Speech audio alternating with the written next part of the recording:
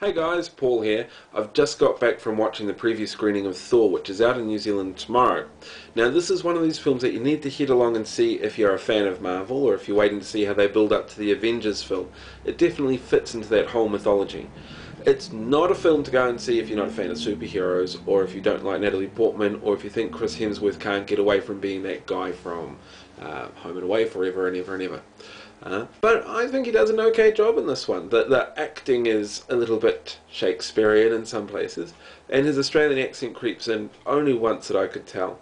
But overall, it's actually not too bad. It's quite a fun ride if you're willing to disengage the brain and sort of chill out, chillax.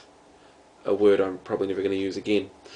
So head along and see it if that's the sort of film that you're into, but do be a bit wary of things. First of all, the scope isn't there for something that's sort of big and epic and huge that that the Norse gods are meant to be.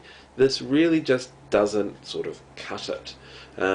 Especially the stuff in America. The stuff in America seems kind of closed in.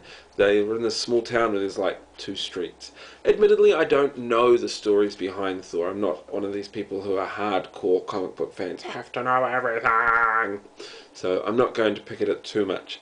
There were some nice little throwbacks to the other Marvel films in the lead up to the Avengers. There's a nice appearance from Hawkeye, played by Jeremy Renner. Keep an eye out for him. There's a nice couple throwaway comments about Tony Stark. And you have to stay until the end of the credits, because if you don't, you kind of don't know what you're doing yet. The end scenes and the credits set everything up for the next couple of films.